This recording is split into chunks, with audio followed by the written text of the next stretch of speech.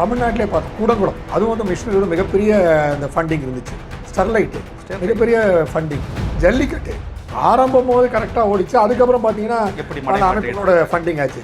So இந்த போராட்டங்கள் இதெல்லாமே வந்து அந்த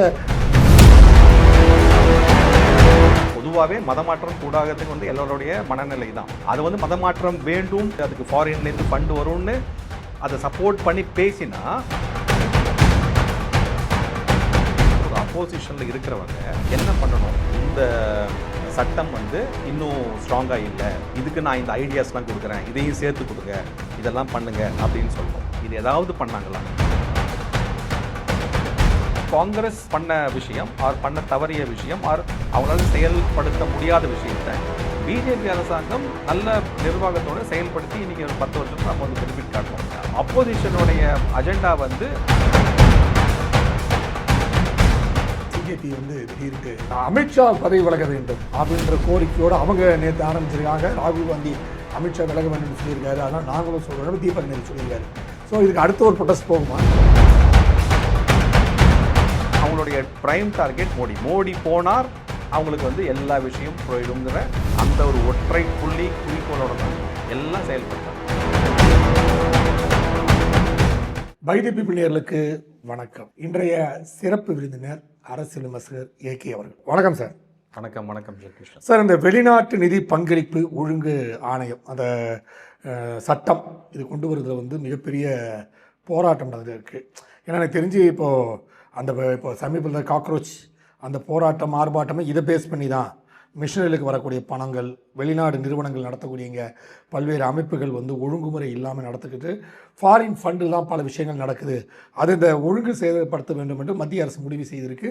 அதுக்காக அனைத்து அமைப்புகளும் எதிர்ப்பு தெரிவிக்கிறது. தங்க வரக்கூடிய அந்த வெளிநாட்டு தொகை அமௌண்ட் பெரிய அளவில் வருது, அதை கட்டுப்படுத்தணுன்ட்டு. ஸோ இது என்ன சார் முக்கியமான நோக்கம்? கண்டிப்பாக இது வந்து இந்த சிஜேபி ப்ரொட்டஸ்ட் அப்படிங்கிறது வந்து வெளியில் வந்து ஒரு ஃப்ரெண்டு தான்.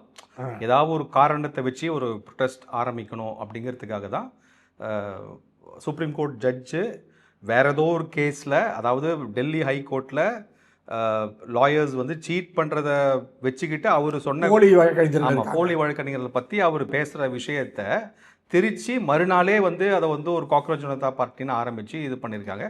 அதுவும் அந்த காக்ரோச் ஜனதா பார்ட்டியோடைய இந்த தமிழ்நாடு சாப்டர் அதெல்லாம் நம்ம பார்த்துருக்கோம் நிறைய விஷயம். ஸோ அதில் ஆரம்பித்து இதை வந்து நீட்டோடைய பேப்பர் லீக்கை வந்து ஒரு பெரிய விஷயம்னா அந்த அந்த அந்த சமயத்தில் தான் வந்து நீட்டோடைய அந்த பேப்பர் லீக்கு தர்மேந்திர பிரதானும் ஒத்துக்கிட்டார். ஆமாம், கவர்மெண்ட் தான் தப்பு பண்ணியிருக்கு, நாங்கள் சரி பண்ணணும்னு ஒத்துக்கிட்டு ரீடெஸ்ட் அனௌன்ஸ் பண்ண அந்த சமயம் May 15th 13th 15th வாக்கில் அப்போ இதை பயன்படுத்திக்கிட்டாங்க.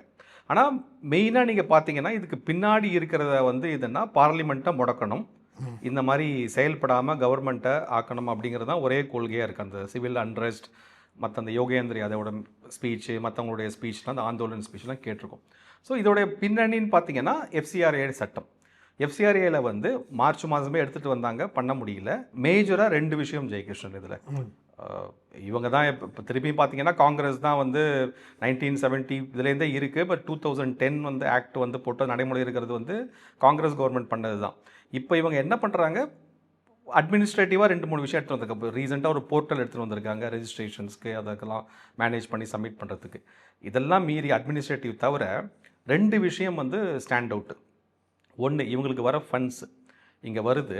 FCRA license in case cancel ஆகிடுச்சுன்னா, அதாவது இவங்க வந்து 5 வருஷத்தில் எதுவுமே பண்ணலை, தாக்கல் அந்த ஆடிட்டுக்கு ரிப்போர்ட் கொடுக்கல, அவர் வந்து வயலேஷன் இருக்குது அப்படின்னு FCRA லைசன்ஸ் கேன்சல் ஆகிடுச்சுன்னா அவங்க வந்து அந்த ஃபண்ட்ஸ் எல்லாம் எப்படி பண்ணுறாங்க, எங்கே போகுது, யார் இது பண்ணுறாங்கிறதுக்கு ஒரு அட்மினிஸ்ட்ரேட்டிவ் அத்தாரிட்டின்னு ஒன்று எடுத்துகிட்டு வந்து அவங்க மூலமாக அந்த ஃபண்ட்ஸை வந்து திருப்பியும் காமன் ஃபண்ட்ஸ் ஆஃப் இந்தியாவுக்கு போயிடணும் அப்படிங்கிற ஒரு இது. அப்போது இவங்க வந்து இவ்வளோ ஃபண்ட்ஸ் உள்ளே வருது, என்னென்ன பர்பஸ்ஸு அப்படிங்கிற சொல்லி கொடுத்து இருந்தாலும் அதை வந்து தெரியல, பட்டு போயிடுது.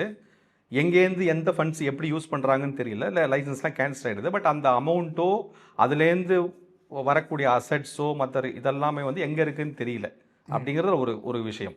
2வது தான் ரொம்ப முக்கியமான விஷயம், எதுக்கெல்லாம் இந்த FCRA ஃபண்ட்ஸை யூஸ் பண்ணலாம் அப்படின்ற அந்த விஷயம் வரும்பொழுது இந்த ப்ரொசீடரைசேஷன் சொல்லக்கூடிய அந்த மதமாற்றம் அந்த விஷயத்தை வந்து அந்த வேர்டு கிடையாது. அங்கேருந்து தான் ப்ராப்ளம் ஆரம்பிக்கிறது மிஷினரிக்கு.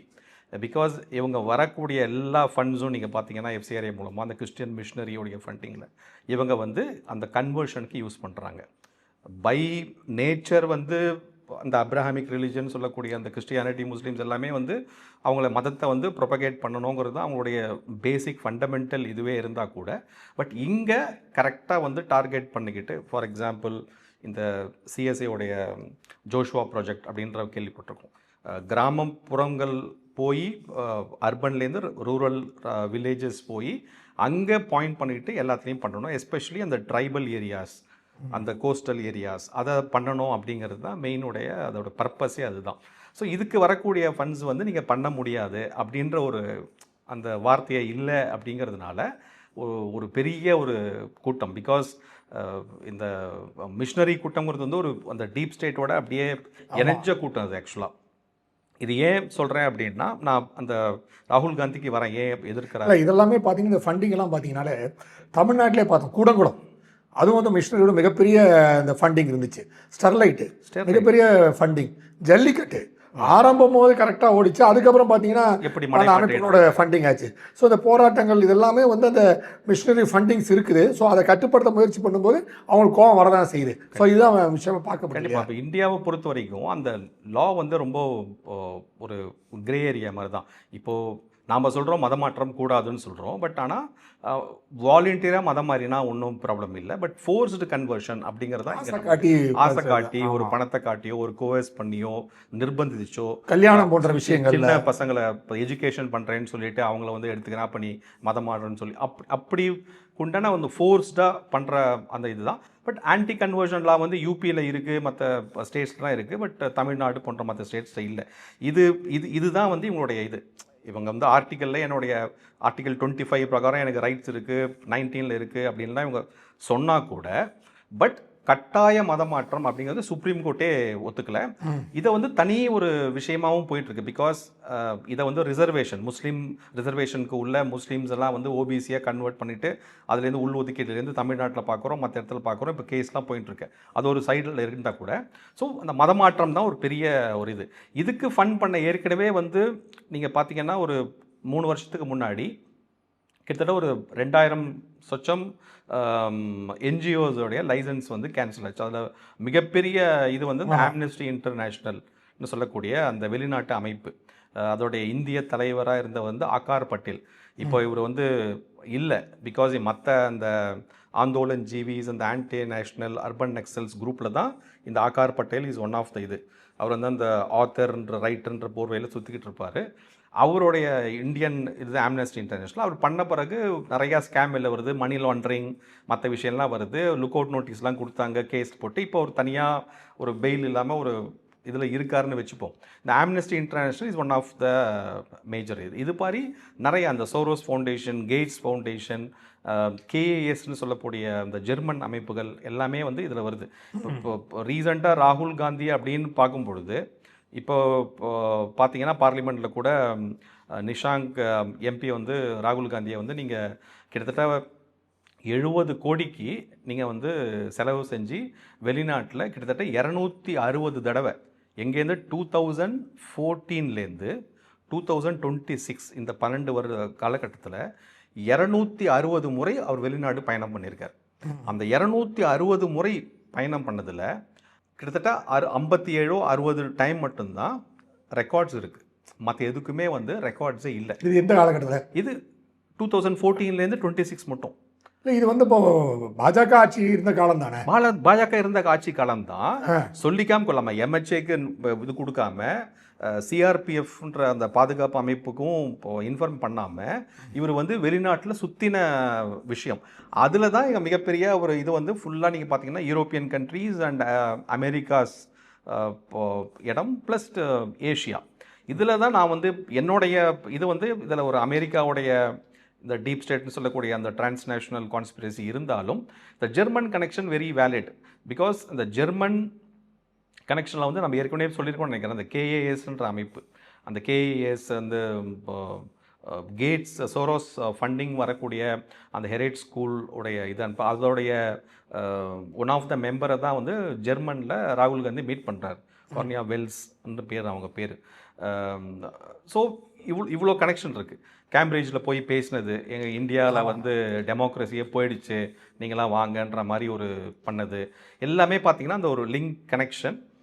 திருப்பியும் கம்மிங் பேக் டு இந்தியா, இந்த எஃப்சிஆர்ஏ வந்ததுன்னா இவங்க எல்லாருக்கும் அடி வாங்கும். பிகாஸ் இந்த பர்பஸ் என்ன அப்படிங்கிறது கிளியராக ஸ்டேட் பண்ணோம். நீங்கள் கொடுத்த பர்பஸில் 20% அட்மினிஸ்ட்ரேட்டிவ்க்கு நீங்கள் வச்சுக்கணும். ப்ளஸ் வந்து இதுக்கு தவிர வேறு எங்கேயும் யூஸ் பண்ணக்கூடாது. யூஸ் பண்ணாமல் வச்சுருந்தீங்கன்னா அதை வந்து கவர்மெண்ட் வந்து திருப்பியும் அட்மினிஸ்ட்ரேட்டிவ் அத்தாரிட்டி வச்சு எடுத்துன்னு போயிடுவோம். மெயினாக நீங்கள் மத சம்மந்தப்பட்ட ஒரு விழாக்கள் நடக்கிறதோ அதுக்கெல்லாம் பண்ணிக்கலாம். பட் அந்த ப்ரொசிடரேட்டேஷன் சொல்லக்கூடிய அந்த மதம் மாற்றம் அப்படின்ற விஷயத்துக்கு அந்த வார்த்தை இல்லைன்னொன்னே எல்லாம் கொதிக்க ஆரம்பிக்கிறாங்க. முதல் கொதிப்பு வந்து கேரளாவில் வருது. கேரளா அசம்பிளியில் ஒரு ரிசல்யூஷனை பாஸ் பண்ணுறாங்க, இதை வந்து வாபஸ் பெறணும்னு. எப்படி இங்கே தமிழ்நாட்டில் வந்து ஒவ்வொரு வாட்டியும் சென்ட்ரல் கவர்மெண்ட்டுக்கு அகெயின்ஸ்டாக இங்கே ஒரு ரிசல்யூஷன் அசம்பிளியில் பாஸ் பண்ணுறாங்களோ, அங்கே கேரளாவில் ஃபஸ்ட்டு ஆரம்பிக்குது. ஏன்னா கேரளா உடைய மிஷனரி அண்ட் அதர் வந்து நெட்வொர்க் வந்து எல்லாருக்குமே தெரிஞ்சது, ரொம்ப தெரிஞ்சது. அங்கே கிறிஸ்டியன் பாப்புலேஷனும் ஜாஸ்தி, இந்த மற்ற அமைப்புகள் அந்த அது ஒட்டின அமைப்புகளும் ஜாஸ்தினால அங்கேருந்து ஃபஸ்ட்டு அந்த குரல் வருது. இதோடைய இதுவாக தான் நம்ம பார்க்குறோம். இன்றைக்கி பார்லிமெண்ட்டில் வந்து அந்த சிஜேபி ப்ரொஜெக்ட் ஹைஜாக் பண்ணுறதோ, மற்ற ப்ரொட்டஸ்டெல்லாம் ஹைஜாக் பண்ணுறதோ, ராகுல் காந்தி இதை பற்றி பேச மாட்டார். ஏன்னா இதை பற்றி பேசினார்னா பொதுவாகவே மதமாற்றம் கூடாகிறதுக்கு வந்து எல்லோருடைய மனநிலை தான். அதை வந்து மதமாற்றம் வேண்டும், அதை வந்து நீங்கள் வந்து அதுக்கு ஃபாரின்லேருந்து ஃபண்டு வரும்னு அதை சப்போர்ட் பண்ணி பேசினா அவருடைய full image and Congress party expose ஆகிடும். அதனால் இதை வரக்கூடாது, அதுக்கு என்னெல்லாம் பண்ணலாம் அப்படிங்கிற ஒரு இதில் தான் ஃபஸ்ட்டு நடந்த சிஜேபி ப்ரொடெஸ்ட்டு. இப்போ நெக்ஸ்ட்டு அந்த E20 எத்தனால் அப்படின்ற அந்த ப்ரொடெஸ்ட் எடுப்பாங்க. அப்புறம் மற்றபடி ஒவ்வொன்றா எடுத்துக்கிட்டே போவாங்க. இதுதான் அவங்களுடைய விஷயம். ஓகே, இன்னொரு விஷயம் பார்த்தீங்கன்னா சார், இந்த பார்லிமெண்ட் செக்ஷன் பார்த்தீங்கன்னா தொடர்ந்து வந்து பேன் நீட்டு அப்படின்னு சொல்லி ஒரு பக்கம் பேசிக்கிட்டு இருந்தாலும் கூட பாஜக ஆதரவு இயக்கங்கள் வந்து அதுக்கு கூட்டணி கட்சிகளாக அதுக்கு ஆதரித்து பேசி கொண்டிருக்கின்றார். இருந்தாலும் பார்த்தீங்கன்னா இந்த நீட்டில் வந்து ஒரு மிகப்பெரிய ஆலோசனை குழு போட்டிருக்காங்க. அது நம்ம இவர் அந்த ஆதார் கார்டு காங்கிரஸ் அவர் அந்த ஆதார் கார்டை வந்து காங்கிரஸ் கொண்டு வந்ததே நீலக்கேணி தான், அவர் தான் கொண்டு வந்து சொல்லிட்டு அப்புறம் தான் இவங்க ஃபாலோ பண்ணுறதே, அவரோட பேச்சு தான் இவங்க ஃபாலோ பண்ணது காங்கிரஸ். இப்போ அவரை விமர்சிக்கிறாங்க, அவர் வந்து தனியார் அமைப்புகள்லாம் வச்சிருக்காரு, அவரை எப்படி கொண்டு வந்தீங்க அப்படின்னு பிரியங்கா கேட்குறாப்புல. அதுக்கப்புறம் வந்து காமக்கொடியை சொல்லும்போது ரொம்ப மோசமான ஒரு கோமூத்திரத்தை பற்றி பேசுகிறான்ற ஒரு லெவலில் பேசுகிறாங்க. இதுக்கு 281 கல்வியாளர்கள் எதிர்ப்பு தெரிவிச்சிருக்காங்க, இப்படிலாம் நீங்கள் பேசக்கூடாதுன்னு சொல்லிட்டு. ஒரு பார்லிமெண்டேரியன், ஒரு எதிர்க்கட்சி குடும்பத்தை சேர்ந்தவர்கள் இது போன்ற விஷயங்கள்லாம் பேசும்போது மிகவும் ஒரு அவகாரமான இருக்கு இல்லையா விஷயம். அவங்க மேலேயே அவங்க வந்து யானை தன்னை மண்ணை வாரி போட்டுக்கிறோன்னு சொல்கிற மாதிரி. இப்போ பாருங்கள், இந்த சிஜேபி ப்ரொடெஸ்ட் நடந்தது, அவங்க டிமாண்ட் என்னவா இருந்த ராகுல் காந்தியும் சேர்த்து சொல்கிறேன் நான், ரிசிக்னேஷன் பண்ணணும் தர்மேந்திர பிரதான். அப்புறம் வந்து ப்ரொடெஸ்ட் முடிஞ்சு அந்த கலவரம்லாம் ஆன பிறகு ப்ரொடெஸ்ட் பண்ணவங்க மேலே நீங்கள் வந்து எஃப்ஐஆர் போடக்கூடாது. இதை தவிர எதுக்காக ப்ரொடெஸ்ட் முதல்ல நடந்தது, நீட்டில் பேப்பர் லீக்குக்கு ஒரு சட்டத்தை வந்து கவர்மெண்ட் அவசியமாக எடுத்துன்னு வராங்க. அதில் வந்து ஸ்ட்ரிக்டாக ஒரு பனிஷ்மெண்ட் ஆக்ஷன்ஸ் போட்டு ஸ்ட்ரெங்தன் பண்ணுறாங்க, பெனால்ட்டியும் இம்ப்ரிசன்மெண்ட்டும்.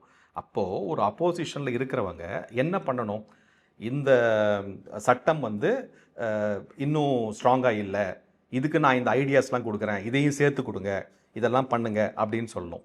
இல்லை இந்த சட்டத்தில் இவ்வளோ குறைபாடுகள் இருக்குது, இதெல்லாம் நிவர்த்தி பண்ணுங்க அப்படின்னு சொல்லணும். இல்லை இந்த சட்டத்தில் என்னோட ஐடியா இதோட வேற ஒரு சொல்யூஷன் இருக்குது, இதுதான் என்னுடைய சொல்யூஷன் அப்படின்னு ஒர்க் பண்ணிட்டு போய் சொல்லணும். இது ஏதாவது பண்ணாங்களா? ஒரு அப்போசிஷன் அப்படின்னா ஒரு பில் வருது, ஒரு தீர்மானம் நடக்குது, டிபேட்டே நடத்தக்கூடாதுன்னு சொல்லிட்டு 2 நாள் அப்போது ஹோம்ஒர்க் பண்ணியிருக்கலாம்ல. பெரிய ஒரு அப்போசிஷன் பார்ட்டி லீடர் இவ்வளோ கண்ட்ரி சுற்றுறாரு, சொல்லிக்காமல் கொள்ளாமல், தாய்லாண்ட்லேருந்து அங்கேருந்து எல்லா இடத்துக்கும் போகிறாரு. ஒரு ஹோம்ஒர்க் பண்ணிவிட்டு ஆமாம் இது சரியில்லை, இது சரி, ஆர் இந்த இடத்துல இது சரியில்லைன்னு ஏதாவது ஒரு கமெண்ட், ஏதாவது ஒரு விஷயம் வந்துதா? வராது. ஏன்னா இவங்களுக்கு அதை பற்றி தெரியவே தெரியாது. அதுவும் பார்லிமெண்ட்டில் அவங்களுக்கு வந்து ஒரு சட்ட பாதுகாப்பு இருக்குது. என்ன வேணால் பார்லிமெண்ட்டில் பேசலாம். அதை வந்து நீங்கள் வந்து வெளியில் வந்து நீங்கள் கேஸ் போட்டு அவங்கள இது பண்ண முடியாது. அது உண்டான ஜெயிப் தான் வந்து நம்ம இடியட்னு சொல்கிறதோ, அன்பக்துன்னு சொல்கிறதோ, இல்லை இங்கே உதயநிதி வந்து பார்லிமெண்ட்டில் திருப்பி சனாதனத்தை ஒழிப்போம், ஜெய்ஹிந்த் அப்படின்னு சொல்லிட்டு உட்காரதோ, இதெல்லாம் என்னென்னா அந்த ப்ரொடெக்ஷன், அந்த இம்யூனிட்டியை அவங்க ப்ரொவைட் பண்ணுறாங்க. அந்த ஸ்பேஸை யூஸ் பண்ணிக்கிறாங்க. வெளியில் இதே பார்த்தீங்கன்னா வந்து நிருபர் கேள்வி கேட்குறாரு. ராகுல் காந்தியும் சரி, பிரியங்கா காந்தியும் கேள்வி கேட்காம எழுந்து ஓடுறாங்க. பதில் சொல்ல முடியல அவங்களுக்கு. ஸோ இவங்களுடைய பர்பஸே என்னன்னா, சேற்றைவாரி அரெஸ்ட்டு, ஷூட் அண்ட் ஸ்கூட்னு சொல்லுவாங்க. அப்படி போட்டுட்டு அப்படியே ஓடி போயிடணும். அதுதான் அவங்களுடைய இது. ஒரு ஒரு ஒரு ஒரு ஹெல்த்தி ஆப்போசிஷனாக இருந்து இதை சஜஸ்ட் பண்ணலாம், அது டிபேட் பண்ணலாம், இதில் தப்பு இருக்குது, இது குறை இருக்குது, இல்லை என்னோடய சஜஷனை கொடுங்க அப்படி எடுத்துக்கிறதுக்கு கவர்மெண்ட் ரெடியாக இருக்குது. பட் இது வரைக்கும் ஒரு சஜஷன் வரல. இதை போக காங்கிரஸ் கவர்மெண்ட்டு பண்ண தவறிய சில விஷயங்களில் தான் வந்து மோடி அரசாங்கம் 2014 பண்ணுது. அது ஒன் ஆஃப் த திங் நீங்கள் கரெக்டாக சொன்ன மாதிரி ஆதார் நந்தநிலைக்கணி பீரியடில் தான் வச்சு அந்த இது வந்தது, பயோமெட்ரிக் வச்சு பண்ணலாம் ஆதார்ன்ற ஒரு இதில். அதுக்கப்புறம் நந்தநிலைக்கணியை யூஸ் பண்ணிக்கிட்டாரு, அந்த ஸ்கீமை யூஸ் பண்ணிக்கிட்டாரு. அது மட்டும் இல்லை, நீங்கள் பார்த்தீங்கன்னா விட்டு போன அந்த எம்என்ரேகா திட்டத்திலையும் அவர் தான் வந்து ஸ்ட்ரெங்தன் பண்ணார்.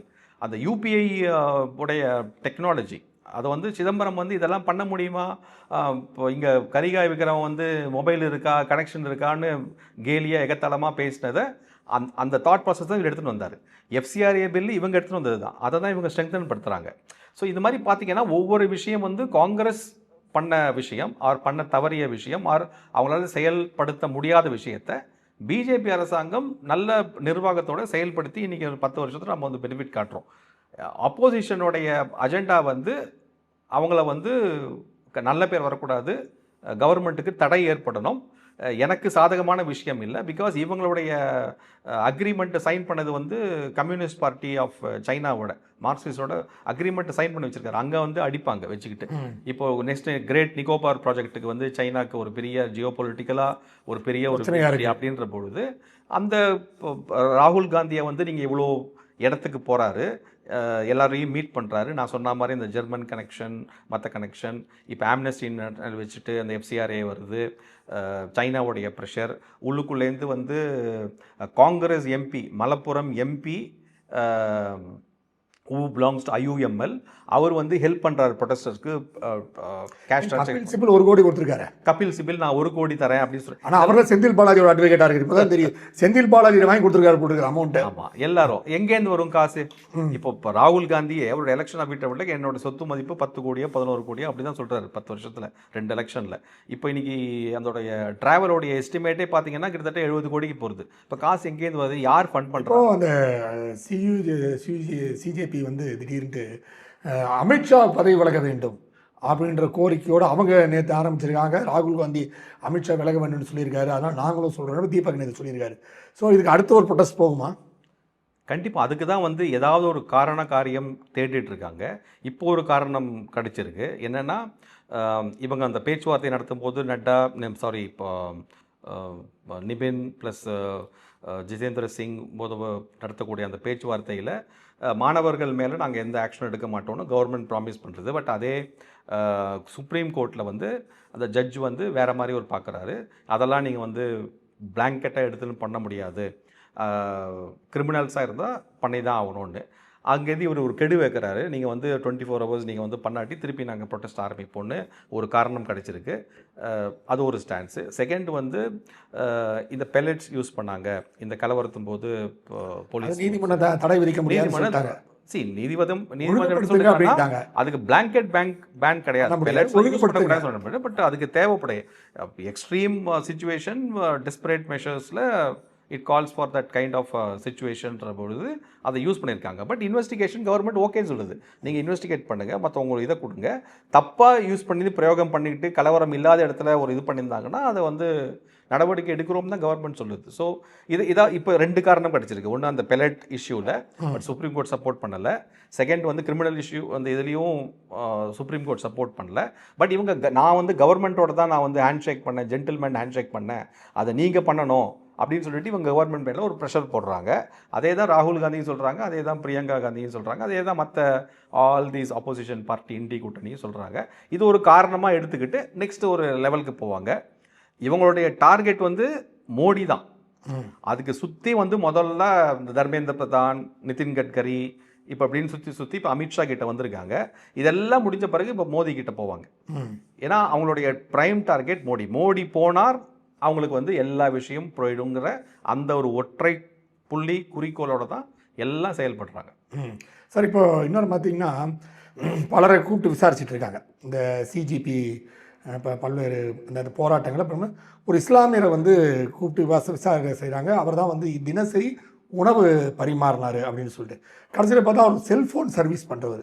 அவங்க கேட்குறாங்க, நீ தொடர்ந்து 20 நாள் 30 நாள் 20 நாள் எப்படி நீ உணவு பண்ண முடியும்? உனக்கு வெறும் சாதாரண ஃபோன் சர்வீஸ் பண்ணுற ஆள் நீ அப்படின்னா அதுக்கு இன்னும் பதில் வராமையே இருக்குது. ஸோ இது மாதிரி தான் பல பேர் வந்து சொன்னாங்க. கத்தார்லேருந்து கிட்டத்தட்ட பல நாட்களுக்கு வந்து உணவு தொடர்ந்து கத்தார்லேருந்து ஃபண்ட் ஆகிட்டு இருந்துச்சு அப்படின்னா சொன்னாங்க இல்லையா? அதை எப்படி பார்க்குறீங்க நீங்கள்? அதுதான் ஏற்கனவே நான் சொன்ன மாதிரி இந்த எஃப்சிஆரோட லிங்க் பண்ணி தான் பேசுகிறேன். ஏன்னா அந்த சப்ஜெக்டை நம்ம பேசினதுனால ஃபாரின் என்டிட்டிஸ் கிட்டேருந்து ஃபண்ட்ஸ் வருது நமக்கு.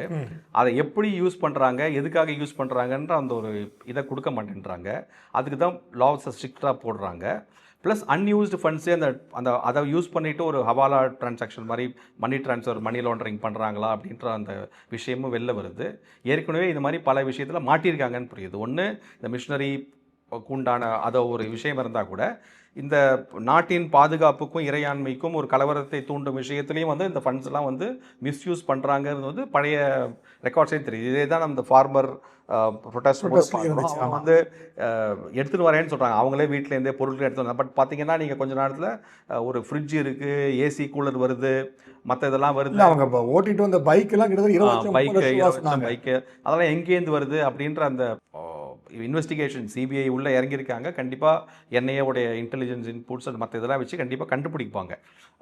இதில் நம்ம பார்க்க வேண்டியது என்னென்னா, இவங்க வந்து ஒரு போர்வை, ஒரு அமைப்பு. ஒரு எக்ஸாம்பிள் சொல்கிறேனே, இந்த எஃப்சிஆர்ஏவுடைய இதை வந்து எப்படி அவங்க பணத்தை இது பண்ணுறாங்கன்னா, லைசன்ஸ் கேன்சல் ஆகிடுச்சு, பண்ண முடியாது. என்ன பண்ணுறாங்க, வெளிநாட்டிலேருந்து இங்கே ஆள் அனுப்புகிறாங்க. வரும்பொழுது அவருக்கு வந்து ஏடிஎம் டெபிட் கார்டு கொடுக்குறாங்க.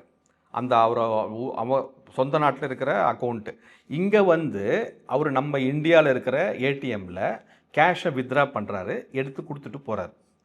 இந்த ஸ்கேம் ஏடிஎம் டெபிட் கார்டு இது வந்து உங்கள் நெட்வொர்க்லேயே வராது, உங்களுக்கு உங்கள் கவர்மெண்ட்டோடைய மானிட்டரிங் மெக்கானிசம்லேயே வராது. எப்படிலாம் வந்து இவங்க வந்து அந்த ஃபண்ட்ஸ் எல்லாம் யூஸ் பண்ணுறாங்க. இதுக்காக தான் முன்னாடி வந்து அந்த 500 rupees அந்த முன்னாடி அந்த டிமானிட்டைசேஷன் போது பண்ணதோ, அந்த பிரிண்டிங் மிஷின் பண்ணதோ ஒரு பெரிய ஒரு இது நடந்தாலும் அதுக்கு உண்டான அந்த டெரரிஸ்ட் ஆக்டிவிட்டி, அந்த நம்ம வந்து பிளாக் மணியை சொல்லியிருக்கோம். இது வந்து red money which is financed for terrorist activity. அதை பிளட் மணி, ரெட் மணின்னு சொல்லுவோம். அதெல்லாம் எப்படி ஸ்டாப் ஆகிருக்கு? பிகாஸ் உங்களுக்கு வந்து ஒரு கலவரத்தை தூண்டமோ ஒரு இது பண்ணுறமோ நீங்கள் கேஷ் கொடுக்கணும். கேஷ் டிரான்சாக்ஷன் ஃபுல்லாக பேங்கிங் நெட்வொர்க்கில் வந்தால் யார் வேணால் எங்கே வேணால் எப்படி ட்ரான்ஸ்ஃபர் ஆகிருக்குன்னு கண்டுபிடிக்க முடியும். Which is controlled by RBI கீழே இருக்கிற அந்த ஆமில் வரதுனால. இப்போ இந்த மாதிரி கேஷ் டிரான்சாக்ஷன்ஸ் தான் கண்டுபிடிக்க முடியாது. Which is the unique thing of money laundering. உள்ள லேயரிங்கில் அப்படி தான் பண்ணுவாங்க.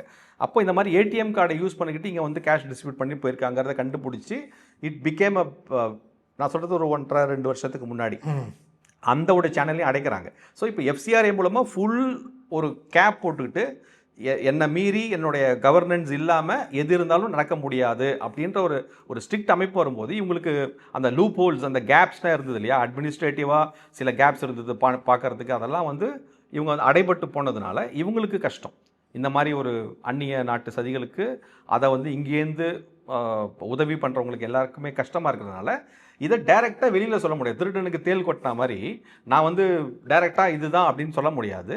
ஸோ எப்படியெல்லாம் வந்து இந்த கவர்மெண்ட்டை நான் டார்னிஷ் பண்ணமோ, அந்த ரெப்புடேஷனை டார்னிஷ் பண்ணமோ, அந்த பப்ளிக்கோட ஆங்கரை வந்து நான் வேற ஒரு விஷயத்தில் திருப்பி விட்றமோ சென்டிமெண்டலாக, அதுக்கு உண்டான வழிகளை வந்து இவங்க வச்சு பண்ணிகிட்ருக்காங்க. அந்த விஷயத்தை தான் வந்து மறைமுகமாக அஜெண்டா எஃப்சிஆர்ஏ பிரதமர் மோடி அதை வந்து வெளியில் காமிக்கிறது வந்து இந்த மாதிரி சிஜேபி ப்ரொட்டஸ்ட்டு, எத்தனால் இது, பேப்பர் லீக்கு அப்படின்னு சொல்லிட்டு ஒவ்வொரு விஷயமா ஏதாவது ஒன்று எடுத்துக்கிட்டே வந்துட்டு இருப்பாங்க. இப்போ எத்தனால்னு சொல்லும்போது தான் அது ஒரு போராட்டமோ அது மாதிரி கொண்டு வந்து இப்போது அதோட ஓட்டுநர் அமைப்புகள் பல அமைப்புகள் என்ன சொல்கிறாங்க, 2 பங்க் தனியாக வச்சுக்கோங்க, எத்தனாலுக்கு தனியாக யூஸ் பண்ணுங்கள், இந்த பெட்ரோல் தனியாக யூஸ் பண்ணுங்கள், யார் அதை யூஸ் பண்ணுமோ அதுக்கு ஊற்றி போகிறாங்க, இதுக்கு திரிக்காதீங்கன்ற மாதிரி கொண்டு வராங்க. அது எப்படி சார்? அது எத்தனால் இங்கே பிளண்டிங்கில் வந்து நிறைய அந்த வாட்ஸ்அப் யூனிவர்சிட்டி மெசேஜஸ் வந்து நிறையா பார்த்துட்டு இது பண்ணுறாங்க. இது வந்து கவர்மெண்ட்டோடைய பாலிசி 2023லேயே வந்து அந்த E10 வந்துடுச்சு. அப்பயே வந்து ஆல் ஆட்டோமொபைல் அசோசியேஷன் வித் மேனுஃபேக்சரர்ஸோட இது பண்ணிக்கிட்டு 2030 டார்கெட்டாக இருந்தது எத்தனால் பிளெண்டிங் டு E20க்கு. பட் அதை 5 வருஷத்துக்கு முன்னாடியே வந்து இப்பயே அனௌன்ஸ் பண்ணி எல்லா பேங்க்லையும் இந்த E10 E20ங்கிறது வந்து ஒன்றும் இல்லை, ஒரு 100%ல் 20% எத்தனால் கலக்கிறாங்க. முன்னாடி வந்து 10% இருந்தது E10, அதுக்கு முன்னாடி இல்லாமல் இருந்தது. அதுதான் விஷயம். இது என்னமோ புதுசு டெக்னாலஜி இந்தியா தான் பண்ணது கிடையாது. ஒரு 40-50 வருஷமாக எல்லா நாடுகளையும் நடக்குது. அமெரிக்காலையும் சரி, ஆஸ்திரேலியாலையும் சரி, அந்த நிறைய யூரோப்பியன் கண்ட்ரீஸ், ஃப்ரான்ஸ், ஜெர்மனிலேருந்து எல்லா இடத்துலையும் இருக்குது. இது வந்து ட்ரைட் அண்ட் டெஸ்டட் டெக்னாலஜி. இப்போ இங்கே பிரச்சனை வந்து 3 பிரச்சனை. ஒன்று வந்து ஆல்ரெடி எல்லாருமே நம்ம E10 தான் யூஸ் பண்ணிக்கிட்டு இருக்கோம். E20 பண்ணால் என்னோடய இன்ஜின் பாதிக்கும் அப்படின்னு சொல்கிற வந்து ஒன் ஆஃப் த இதுவாக இருக்கும். அது மாதிரி எதுவுமே கிடையாது. E20 பண்ணால் இன்ஜின் பாதிக்காது அப்படிங்கிறதுக்கு ஸ்டடீஸ் பை ஏஏஏ அண்ட் மற்ற அந்த சம்மந்தப்பட்ட எல்லா ரெகுலேட்டரி இதுலேருந்து பெட்ரோலியம் மினிஸ்ட்ரி எல்லாமே சொல்லிட்டாங்க அது கிடையாது அப்படின்னு சொல்லிட்டு. இங்கே என்னென்னா எத்தனால் யூஸ் பண்ணும்போது அது டெக்னிக்கலாக சொல்லணும்னா அந்த மாய்ஸ்சர் வந்து எடுத்துக்கும். அது எடுக்கும்போது நெக்ஸ்ட் வந்து இக்னிஷன் பண்ணும்பொழுது அந்த ஒரு டிலே ஆகும், அதுக்கு உண்டான கம்பஷனில் இதுவாகும். டெக்னிக்கலாக நிறைய சொல்லலாம். பட் ஜென்ரலாக நீங்கள் வண்டியை யூஸ் பண்ணாமல் வச்சுருந்தீங்கன்னா உங்களுக்கு பிரச்சனை வரும். பிகாஸ் ஏர் போயிட்டு அடிச்சுக்கிட்டு அதுக்கப்புறம் வரும். இதில் வந்து இன்ஜின் டேமேஜ் ஆகலை அப்படிங்கிறத வந்து லாஸ்ட் 3 இயர்ஸோடைய எல்லா வண்டியும் வாங்குறவங்க சர்வீஸ் ரெக்கார்ட்ஸ் வச்சுருப்பாங்களே எல்லோரும், அதை வந்து பார்க்கும் பொழுது கிட்டத்தட்ட E20 ரிலேட்டட்னால தான் உங்களுக்கு வந்து வண்டி பாதிப்பு அடைஞ்சதுங்கிறதுக்கு எந்த ஒரு ரிப்போர்ட்டும் இல்லை. பட் நெக்ஸ்ட்டு வந்து மைலேஜ் கம்மியாச்சுன்னு. இந்த மைலேஜ் கம்மியாச்சு, 30% மைலேஜ் கம்மியாச்சு அப்படிங்கிறது one of the WhatsApp university forward தான். 30%லாம் கிடையவே கிடையாது. இப்போ E10ல் வந்து உங்களுக்கு வந்து ஆல்ரெடி ஒரு வண்டிக்கு ஒரு சேவ் வந்து 40-50 கிலோமீட்டர் கொடுக்குதுன்னு வச்சுக்கோங்களேன். இப்போ E20 யூஸ் பண்ணால் ஒரு 3 கிலோமீட்டரோ 4 கிலோமீட்டர் கம்மியாகும். அரை கிலோமீட்டர் தான் கம்மியாகும். 3 to 5%, விச் இஸ் ½ கிலோமீட்டர் கம்மியாகுது. ஏன் கம்மியாகுது அப்படின்னா, நான் சொன்ன மாதிரி அந்த வண்டி ஓடும்போதும் மற்ற விஷயத்தும் போதும் அந்த எத்தனாலோடைய அந்த ஏர் மாய்ஸ்சரில் வச்சுக்கிட்டே கொஞ்சம் அதிகமாக அந்த கம்பஷனுக்கு எடுத்துக்கிறதுனாலையும் வரக்கூடிய அந்த ஒரு சாதாரணமான ஒரு ½ கிலோமீட்டர் ஃபார் 1 லிட்டர் ஆஃப் பெட்ரோலுங்கிறது வந்து ஒரு சகிச்சிக்கக்கூடிய விஷயம்தான். ஸோ அதனால் அதுவும் தப்பு இல்லை. நீங்கள் ஒரு 10 லிட்டர் ஊற்றினா ஒரு 5 கிலோமீட்டர் கம்மியாயிடுமே. இல்லை, நான் சொல்கிறது என்னென்னா, இதோடைய இதை வந்து தப்பான, அதாவது 30% கம்மியாகுதுன்னு சொல்கிறது தப்புன்னு சொல்கிறேன். நான் கம்மியே ஆகலை, இதனால் பாதிப்பே இல்லைன்னு சொல்லலை. கண்டிப்பாக இருக்குது. பட் இவங்க எக்ஸாகரேட் பண்ணிட்டு சொல்கிற விஷயம் கிடையாதுன்னு சொல்கிறேன். இந்த 3 அதனால் இப்போ வந்து ரீசெண்டாக பார்த்தீங்கன்னா வந்து அந்த டெக்னிக்கல் அகைன் நீங்கள் சொல்கிறேன்னா அந்த இன்ஜெக்ட் பண்ணக்கூடிய அந்த பைப்பில் இருக்க அந்த ரப்பர் வால்வு மற்ற விஷயம்லாம் வந்து நீங்கள் சரியாக அதை எரோல்டு ஆகாமல் நீங்கள் பார்த்துக்கிட்டிங்கன்னா இந்த மாதிரி விஷயம் எதுவுமே வராது அப்படிங்கிறது தான் வந்து ஃபைனல் ஸ்டாண்ட்ஸு. ரீசெண்டாக ஒரு ப்ரெஸ் பியூரோ வச்சுக்கிட்டு கவர்மெண்ட் வந்து கிளியர் இது கொடுத்துருக்காங்க. இப்போ என்ன இதுன்னா, நெக்ஸ்ட்டு வந்து என்ன மாதிரி பிளெண்டிங் எடுத்துகிட்டு போகலாம் E100 அப்படிங்கிறத வந்து ப்ரப்போஸ் பண்ணியிருக்காங்க. பார்லிமெண்ட்ரி ஒரு பேனல் ஒன்று இருக்குது, இன்டர் மினிஸ்ட்ரியல் கமிட்டின்னு சொல்லுவாங்க, IMCன்னு சொல்லிட்டு. அதில் இது இனிஷியேட் பண்ணுறது ஃபுல்லாக ரோட்வேஸ் கிடையாது, பெட்ரோலியம் மினிஸ்ட்ரி தான். நிதின் கட்காரியும் அந்த மினிஸ்ட்ரி பேனல் இருக்கிறாருன்னா அவர் வந்து சில விஷயங்கள்லாம் சொல்கிறார், அவ்வளோதான் விஷயமே தவிர இதெல்லாம் வந்து இந்த பெட்ரோல் இப்போ வந்து என் உணவு என் உரிமைன்ற என் உடல் என் உரிமை என் உடை என் உரிமைன்ற மாதிரி இப்போ என் பெட்ரோல் என் உரிமைன்ற மாதிரி ஒரு விஷயமா எடுத்துகிட்டு போகிறாங்க. அப்போ நீ பண்ணிக்கோ, எனக்கும் எத்தனால் கலகாமல் எனக்கு ஒரு பெட்ரோல் கூட அப்படின்றாங்க. ஆமாம் அப்படின்றாங்க. இது வந்து எப்படி இருக்குன்னா வந்து திருப்பதி லட்டு இருக்குது, போய் சாமி பிரசாதம் வாங்கிக்கிறோம். நான் சுகர் பேஷண்ட்டே, எனக்கு சுகர் ஃப்ரீ லட்டு கொடுன்னு கேட்டுக்கிற மாதிரி இருக்குது. இது கவர்மெண்ட் பாலிசியாக இதை வந்து ஸ்ட்ரக்சர்டாக உடனே எடுத்தவங்க கவுத்தோன்னு பண்ணலை, அது ஃபஸ்ட்லேருந்தே பண்ணிகிட்ருக்காங்க. இதனால் நிறையா அந்நிய செலவாணி நமக்கு வந்து சேவ் ஆகுது, க்ரூட் ஆயில் இம்போர்ட்ஸ் சேவ் ஆகுது, ப்ளஸ் கார்பன் எமிஷன் கம்மியாகுது. அப்படின்ற மாதிரி தான் இந்த விஷயத்தையும் நம்ம அணுகணும். பட் 2023க்கு அப்புறம் மேனுஃபேக்சர் ஆகிட்டு வந்த எல்லா வண்டியும் இந்த பிரச்சனை கிடையாது. 2023க்கு முன்னாடி இருக்கிற வண்டி, அதுவும் E10ல் இருந்ததுன்னா ஒன்றும் பெரிய டிஃப்ரென்ஸ் கிடையாது. பழைய வண்டி எப்பயுமே ப்ராப்ளம் தான் இருக்கும். இப்போ என்னெல்லாம் ப்ராப்ளம் இருக்கோ எல்லாமே E20னால தான் சொல்லிட்டு மடை மாற்றிட்டு பண்ணக்கூடிய அந்த ஒரு தவறான புரிதல் அண்ட் தகவல் தான் வந்து இப்போ ஒரு பரவிட்டு இருக்கு. அது வந்து கொஞ்சம் கொஞ்சமாக ஸ்டீம் ஆகிட்டு அது வந்துட்டு இருக்கு. பட் இதை பற்றி பேசணுன்னாலே நம்ம நிறைய விஷயம் பேசணும்னா அந்த E20ங்கிறது இந்த பெட்ரோல் பிளெண்டிங் அந்த டெக்னிக்கல் ஆஸ்பெக்ட் மட்டும் இல்லை. நான் சொன்ன மாதிரி அந்நிய செலவாணி கார்பன் எமிஷன்லேருந்து பல விஷயம் நம்ம பல கோடி செலவு வந்து ப்ளஸ் ஃபார்மர்ஸ்க்கு அந்த கார்ன்லேருந்து வரத்துக்கும் மற்ற ஃபுட் கிரெயின்ஸ்லேருந்து நம்ம இந்தியாவே செல்ஃபாக ப்ரொடியூஸ் பண்ணுறாங்க. அதனால் வரக்கூடிய பெனிஃபிட்ஸ் ஃபார்மர்ஸ்க்கு இதனால் கிட்டத்தட்ட வந்து இன்ஃபேக்ட் பார்த்தீங்கன்னா யூபி அந்த ஹரியானா இன்க்ளூடிங் தமிழ்நாடு அந்த சுகர் கேன் ஃபார்மர்ஸோடைய பெனிஃபிட்ஸ் கிட்டத்தட்ட 60,000 கோடிக்கு மேலே அவங்களுக்கு வந்து நம்ம வந்து பெனிஃபிட்ஸ் கொடுத்துருக்கோம் அந்த எத்தனால் ப்ரொடியூஸ் பண்ணுறதுக்காக அவங்ககிட்டேருந்து வாங்கிட்டு. ஸோ இதை நீங்கள் டச் பண்ணிங்கன்னா பொலிட்டிக்கலாக வந்து it will not be a good. Because இவ்வளோ லட்சம் ஃபார்மர்ஸோடைய ஃபேமிலிஸோடைய ஆதாரமே வந்து இந்த சுகர் கேன் பண்ணிட்டு வரக்கூடிய அந்த அப்புறம் இப்போது மெய்ஸ் அண்ட் கார்ன் வச்சுட்டு பண்ணக்கூடிய அந்த இதுதான். அதை நீங்கள் வந்து டச் பண்ணிவிட்டு இப்போ இன்றைக்கி நான் வந்து 6 கிலோமீட்டர் கம்மியாகுதுன்னு சொல்லிட்டு நீங்கள் ஃபார்மர்ஸாக கன்சியூமர்ஸாக அப்படின்ற அந்த இதில் வந்து நிற்குது. ஸோ இது வந்து சென்டிமெண்டலாக எடுத்துன்னு போகலாம்.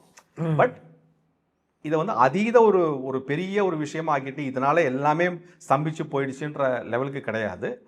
மைலேஜுங்கிறது வந்து நம்ம எப்படி ஓட்டுறோம், என்ன கண்டிஷனில் ஓட்டுறோம், டிராஃபிக் எப்படி இருக்குங்க, என்ன மாதிரி பெட்ரோல் யூஸ் பண்ணுறோங்கிறதுலேருந்து பல காரணங்கள் இருக்குது. அதை வந்து E20 அப்படின்னு ஒரு ஃபேக் மெசேஜ் அலர்ட் பண்ணிக்கிட்டு நெக்ஸ்ட்டு போராட்டத்துக்கு தயார்படுத்திட்டு இருக்காங்க எல்லாரையும். அவ்வளோதான். சாதாரண இப்போ உங்களை மாதிரி மக்களை வந்து E20னால எனக்கு வந்து இப்போது வண்டியில் இது போட்டானே போயிடுமே அப்படின்னு அந்த ஒரு நீங்கள் அப்படி தானே பார்க்குறீங்க அந்த பார்வை. பட் இதே வந்து ஒரு கொஞ்சம் விரிவான விஸ்தாரமான நாட்டின் நலன் சார்ந்த பார்வையாக பார்த்தீங்கன்னா இது வந்து உங்களுக்கு ஒரு பெரிய விஷயமா தெரியாதுங்கிறது தான் அடிப்படை விஷயம். கண்டிப்பாக சார், உங்கள் நேரத்தை ஒதுக்கி போயிட்டு மிக்க மகிழ்ச்சி. நன்றி. நன்றி. ஜெயஹிந்த். நேரில் மீண்டும் அடுத்த நிகழ்ச்சியில் சந்திப்போம். அதுவரை நன்றி, வணக்கம்.